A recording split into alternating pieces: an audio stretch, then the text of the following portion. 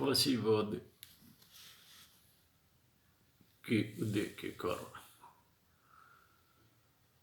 आज हम फांसीवाद के उदय के कुछ महत्वपूर्ण कारणों का अध्ययन करेंगे, जिसमें बिंदुवार आप पीडीएफ में भी देख सकोगे और वीडियो।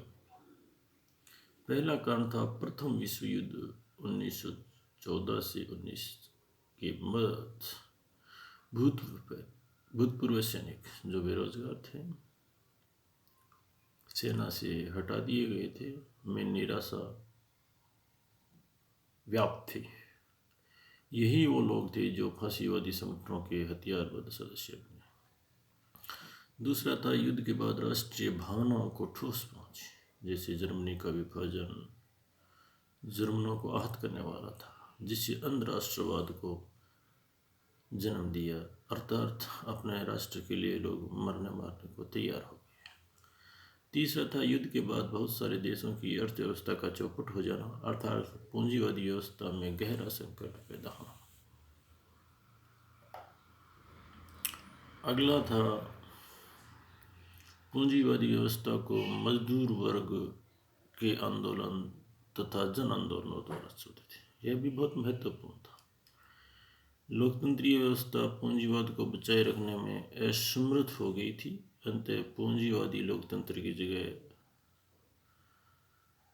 अपने आप को शक्तिशाली शासन चाहता था, जो कि उसके हितों की रक्षा कर सके तथा मजदूर वर्ग को कुचल सके।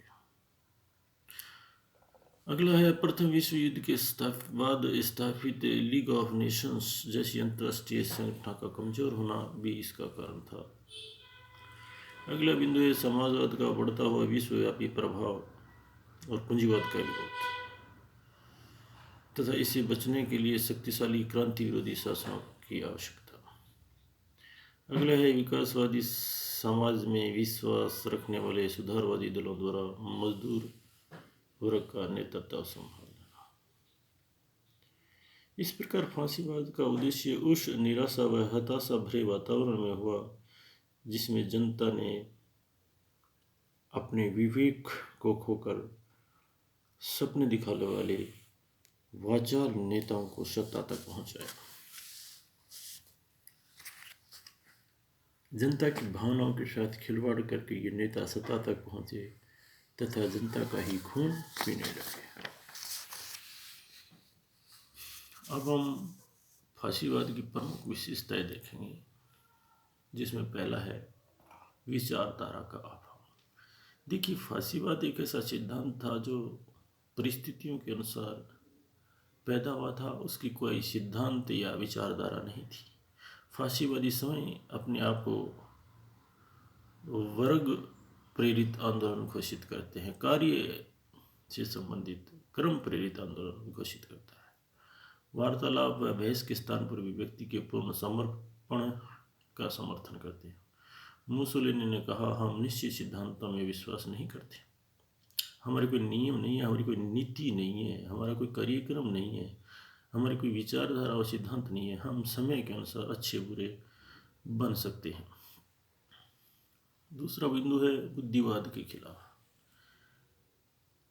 देखिए, जो बुद्धिवाद है वो उदारवाद की देन है। फांसीवाद तर्क तथा बुद्धि के स्थान पर व्यक्ति की भावनाओं, उसके आंतरिक आवेश को भड़काता है तथा शक्ति प्राप्ति की इच्छा को महत्व देते हैं। ये बुद्धि को अर्थहीन मानते हैं। विश्वास, और वो भी अंधविश्वास, श्रद्धा, निष्ठा, व्यक्ति पूजा, जातिवाद, अंधराष्ट्रवाद महत्वपूर्ण है। उनका नारा था कि व्यक्ति की सोचने की क्षमता को समाप्त कर दो और उसकी भावनाओं व अंधविश्वासों के साथ खिलवाड़ करो। मिथ्यावाद, असत्य का, फांसीवादियों ने इस तरह से असत्य का प्रयोग किया। उनका कहना था कि सफेद झूठ बार बार बोलो कि जनता उसे सत्य समझकर अपना जीवन कुर्बान कर दे। प्रचार माध्यमों जैसे अखबार, रेडियो तथा बाजारों में होर्डिंग के द्वारा महान झूठ बोला गया, जिससे जनता को भ्रमित किया गया। अगला बिंदु है युद्ध का समर्थन। युद्ध मानवता विरोधी नहीं है। उसके अनुसार युद्ध राज्य के लिए एक व्यायाम है जो राज्य रूपी शरीर को शक्तिशाली व स्वस्थ बनाते हैं। युद्ध राज्य के लिए वैसा ही है जैसा कि नारी के लिए मातृत्व। शांति का नारा उत्साहहीन, कमजोर तथा नपुंसक देश देते हैं। युद्ध की आग में तप कर ही शक्तिशाली राष्ट्र सोना बनते हैं। हिटलर का कहना था, युद्ध सदाबहार है तथा विश्वव्यापी है। युद्ध जिंदगी है, हर संघर्ष युद्ध है, हर चीज की उत्पत्ति युद्ध के माध्यम से हुई है। युद्ध से नागरिकों का मनोबल बढ़ता है तथा अनुशासन और एकता की भावना मजबूत होती है। अगला है अंधराष्ट्रवाद का समर्थन।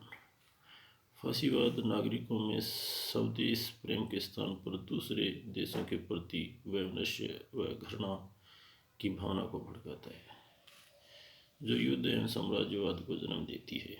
इटली और जर्मनी के अंधराष्ट्रवाद के कारण ही द्वितीय विश्व युद्ध हुआ।